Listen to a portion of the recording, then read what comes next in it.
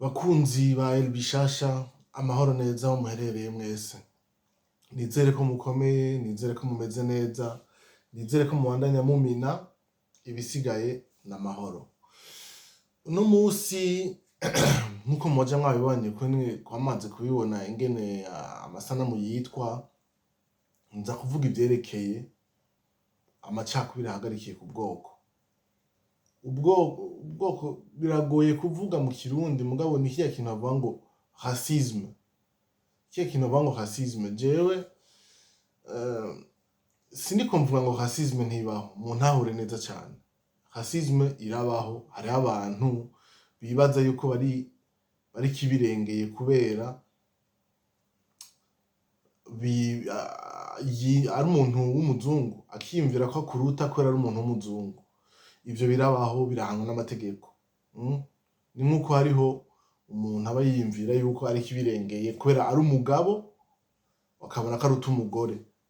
Ivyo ni ibintu bisanzwe bihari kandi bihanwa n'amategeko. Ariko ico nshaka kuvuga ngaho no musi nicerekeye ko birashusha na rimwe nariko ndavuga mu misi iheze vyo gufatira mu kivunga. Ntushobora kuvuga ngo abantu bose ngo n'abanyamacakubiri, ngo n'abantu babona ko abaruta abandi. Uko ni ukwihenda. Rero nagira ndabamenyeshe yuko mu Bubirigi aho mbaye, abantu bavuga igifaransa hariho abavuga nabi abavuga igiflama. Ni nkuko hari abavuga igiflama bavuga nabi abavuga igifaransa. Umva, hagati yabo ugasanga hariho abantu bavuga, si bose muntahure neza, si bose. Mugabo hariho abantu usanga kurya bavuga ngo hariho abazungu babona umengo bari hejuru y'abirabure. Hariho n'abazungu hagati yabo y'abazungu babona umengo umuzungu avuga igifaransa mu Bubirigi ni muto ku muntu avuga igiflama. Kubera iki? Uno musi niwe batunze, agaca abona umengo aramuruta. Aha ndiko ndabatera inkuru y'igihugu mbayemwo. Umva, ndiko ndababwira ibintu vyerekeye abazungu. Aho sindaza mu birabure, umva, ndiko mvuga abazungu hagati yabo. Hagati yabo abawalo si bose. Je nama ndakivuga ico kintu muntahure neza. Je ndiko ndavuga ibintu mutahure ko ni ibintu bibaho mu bantu bake, si bose, kuko benshi nibo beza kurusha. Hari abantu bakunda kuvuga ngo benshi nibo babi. Oya, iyaba isi igizwe n'abantu babi, isi iba yarabomotse, tuba twaricanye, tuba twaramaranye. Isi igizwe n'abantu benshi kurusha abantu babi.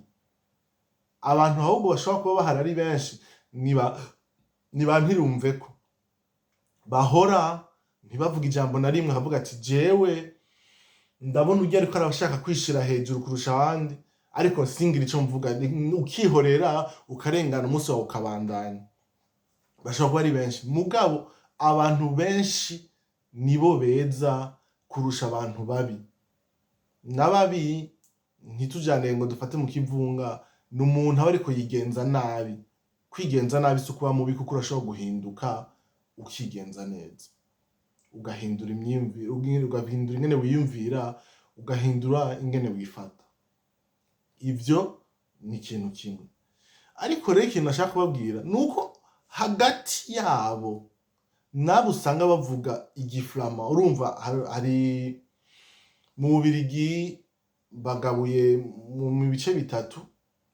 Hariho abavuga ikidagi, hariho abavuga igifaransa n'abavuga igiflama, ikineerlande.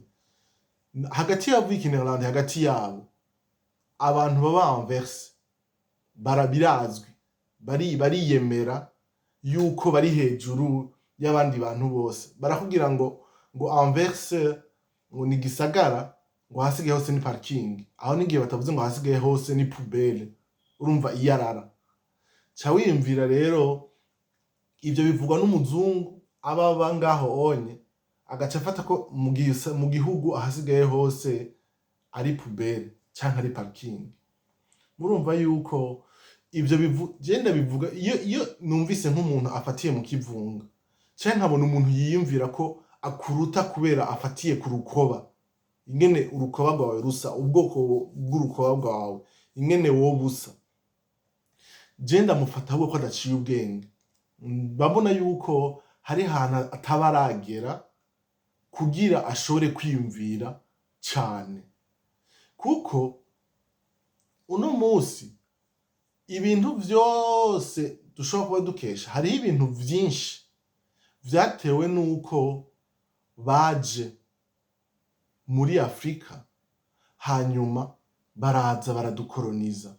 Badukoronije natwe mu mutwe wacu vyarinjiyemo. Narababwiye kuwa kangahe ndaza kugashirako mu ma video hajya ku mpera, ndaza gushiramwo ama video abiri, imwe azoba ari ijyanye yo gufatira mu kivunga. Urumva rero igituma ndiko ndabivuga nuko baraje baratwinjiza mu mutwe, baradufatirayo, turatahira natwe kuvyemera, ugasanga tusigaye tuvuga ngo amasaha y'abarundi gucerwa, ugasanga nawe usigaye wisuzugura ukabona umengo ntiwoba ungana n'umuntu w'umuzungu, ukibagira ko ari umuntu asanzwe. Ego barateye imbere, muga bateye imbere kubera bafise ingorane nyinshi. Hagiye uvunitse uca umenya gucumbagira, iyo uvunitse umenya gucumbagira, nta cyo kuvuga ngo bose baraciye ubwenge, kubera uvuze ngo bose baraciye ubwenge uba usuye gufatira mu kivunga. Hariho incabwenge mu bazungu nkuko hariho incabwenge mu birabure, canke mu batukura, canke mu basa n'umuhondo, bivanye niyababaye. Ivyo byose bivana, uko ndavyibaza jewe, kuba wera canke wirabura bivana naho buherereye, kuko n'akabiri ntigasa. Muramaze kubona yuko umuntu aba abaye i Buraya, akabiri ntikaba gasa nuko umuntu aba abaye muri Afrika. Ivyo bisigura iki? Bivanye naho buherereye, klima iba ihari, klima sinzi ingene bayivuga, igicu, ikirere ingene kiba kimeze kiratuma uhinduka. Ari byo bintu bakunda kuvuga ngo naka ngo arafise fraîcheur, ngo bafise fraîcheur. Iyi fraîcheur ya hehe? Ni izuba ritaba rimushikira nk'iryo muri Afrika, nta kindi. Ahandi hoho nta bintu vya hatari bihari. Ico ati mahwi. Ikindi nashaka kuvuga gihagaze nyene kuri vya bindi nyene, naho ugaruka ugafatira kuri baba birabure nabo nyene, abirabure hagati yabo, dushake ce dufatira mu batutsi. Urumva umututsi w'ibururi, ariko oya reka mfatire nk'umututsi w'umuramvya. Uzamubona umututsi w'umuramvya ngo abatutsi b'umuramvya ngo ntibakundana n'abatutsi b'ibururi. Urumva usanga abanyabururi n'abanyamwaro ngo ntibakundana, ngo abanyamwaro n'abanyamuramvya, ngo abanyamuramvya n'abanyabururi ntibakundana. Ugasanga none bose ntibarabatutsi. Bisigura iki? Ivyo ni vya bintu vyama biba bikabera hamwe, bifase n'abantu baba bashaka gufatira ibintu mu kivunga. Nabo baba bariko barihenda, kuko si bose, kandi iyo ataba ari bose rero baba bariko barihenda. Vyari ivyo nashaka kuvuga. Ibisigaye rero mumbabarire cane, narababwiye ko ndavuga simvura, iyo mvuze ikintu mba mvuze ico ndaciyumvirako, ariko mumenye yuko abazungu bose si abahasiste. Nari maze kukivuga. Racisme hagati yabo, nkuko nabimejeye kubivuga, hagati yabo barapondana, hagati yabo barakubwira ngo umuswise ngo ntameze kumwe n'umufaransa, ngo abafaransa ngo ibi n'ibi n'ibi n'ibi, ngo ababirigi ngo ibi n'ibi n'ibi n'ibi. Ugasanga hagati yabo nabo nyene biriho. Urumva rero bijya bivuga umuntu nko kimwe bariko afatira mu kivunga, cyangwa umuntu aba ariko arihenda afise ubumenyi buke, kuko ntushobora kubahuka ngo uvuge ibintu nababwiye ko hagati yabo navyo ntibidakunda. Urumva rero ivyo bihagarikiye ku rukoba, ivyo bihagarikiye ku mazuru, ivyo bintu biba bihagarikiye ku ntara umuntu abamwo, biba bihagarikiye mu karere aherereyemwo, ni ibintu dukwiye guheba, ni ibintu dukwiye kwibagira. Ariko nkuko nama nabivuze, si ibintu bizoba mu munsi umwe, ni ibintu bizogenda biraba buhoro buhoro, bigaca kuri jewe, bigaca kuri wewe, tukabwira umaze guhinduka wewe canke maze guhinduka jewe, burya n'ikintu kinini kiba kibaye. Ntitwize rero guhinduka ngo mu munsi umwe ngo tuvuke rimwe ce twuzura ingobyi, ntibikunda. Ariko ico nzi ni kimwe, jewe mpindutse nawe ugahinduka atavyo kwiyorobeka birimwo, ico ni ikintu kizoba ni intambwe niniya cane izoba ibaye, kuko ejo uzohindura uwundi muntu, kandi buhoro buhoro vyose biraba. Bakunda kuvuga ngo ni mu Congereza bavuga ngo you have to think globally but you have to act locally.